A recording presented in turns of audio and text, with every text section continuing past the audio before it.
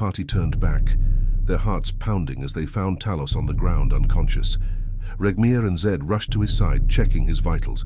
His skin was clammy, his body shaking violently, and a cold sweat had broken out across his brow. Striza, with a swift gesture, cast prestidigitation, cleaning the sweat from Talos's face, but the sorcerer remained unresponsive. Zed noticed a crumpled piece of parchment clutched tightly in Talos's hand. It took effort, but they finally managed to pry it from his grip. As Zed unfurled the paper, he saw a crude sketch, a small, orcish girl holding hands with a tall, lanky figure, the image unsettling in its simplicity. With a frown, Zed skewered the parchment with a stick and put it away, his instincts telling him there was something deeply wrong with it. Regmir, ever pragmatic, scanned their surroundings for the nearest source of sunlight. Finding a clearing not far off, he hoisted Talos onto his back, and the party retraced their steps, urgency driving their every move. When they reached the clearing, they set Talos down gently, working quickly to assess his condition. But before they could make any progress, the rustle of leaves and the snap of twigs alerted them to an ambush. 3 orcs burst from the underbrush, their eyes wild with primal fury, brandishing poisoned spears. The party closed ranks around Talos, preparing for battle. Striza and Regmir met the remaining 2 orcs head-on, their blows landing with the force of hammers, driving back the savage creatures. Zaphod leaped into the air, coming down with the force of a storm, his great sword cleaving through one of the orcs with lethal precision.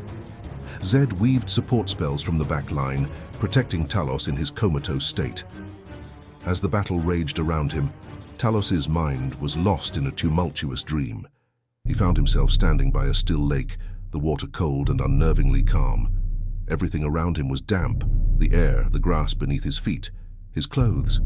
From the depths of the lake, a gaunt, lanky figure began to rise, its form terrifying in its unnatural proportions. Talos tried to tear his eyes away, but found himself paralyzed by fear. Gathering what strength he could, he turned and ran, his feet carrying him through dense bushes. Suddenly, the vision shifted. He was now outside a quaint cabin in the woods, the scene bathed in sepia tones. A mother, father, and their young son lived there, the boy playing with a dog outside. Talos could only observe, an unseen spectator in this peaceful memory, but a sense of dread crept over him.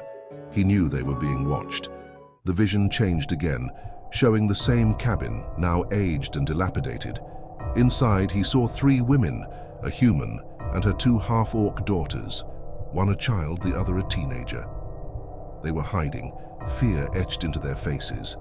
Then Talos saw it, the same gaunt, tentacled figure from the lake, its presence suffocating. Though it had no eyes, and its head was covered by a white hood, Talos felt its gaze pierce through the cabin's walls and lock onto the women within. He felt its focus shift toward him, and just as it seemed to phase through space to appear above him, Talos snapped awake. The battle was over. The orcs lay dead at the party's feet, and the clearing was once again silent. Regmir and Zed helped Talos to his feet, but there was a new madness in his eyes. He looked around, struggling to separate the dream from reality, his hands frantically checking his clothes, muttering that he wasn't wet over and over. Concerned, the party questioned him, but his only response was more incoherent, rambling about how he wasn't wet. Zed, always one for mischief, cast prestidigitation to wet Talos's back. The sudden sensation sent Talos into a panic, and he lashed out, nearly striking Zed before regaining his senses. Trembling, he explained what he had seen in his dream, the horrors still fresh in his mind. With Talos somewhat recovered, the party decided to press on, cutting through the woods to the west and heading back to the north woods to meet Vermalek's men. They planned to stop at the Einwald ruins along the way. As they took a moment to rest, Talos used his abilities to uncover more about the Forgotten King. He discovered that Lea Monde, the crystalline city, was also known as the City of Dreams. Though any deeper meanings were not gleamed, Zed, tapping into his awakened psychometric abilities, focused on the amethyst bangle they had found. In his vision, he saw the doppelganger in its true form, using the bangle to unlock the invisible book. As the creature touched the bangle to the book, the cover revealed itself, black with golden etchings, three triangles intertwined in a mysterious symbol. The doppelganger had spent time studying two particular entries, SSS-001, the Scarlet King, and SSS-034, the Graviton Matrix. The doppelganger's emotions were a mix of curiosity and fear, especially as it lingered on the entry about the Scarlet King, a being of unimaginable power. When Zed's vision ended, he shared what he had seen with the group.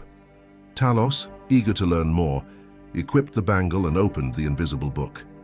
As he did, he felt an immense weight on his wrist, as if the bangle itself was testing his resolve. With a steely determination, he overcame the burden and began reading. The book was a codex of paranormal anomalies, penned by a collective known as the SSS, or the Order. The entries were categorized by threat class: Etheric, Tempest, Midnight, and Archon. There was also a fifth class, or rather, a subclass, Safe, indicating the anomaly was either contained or not a threat.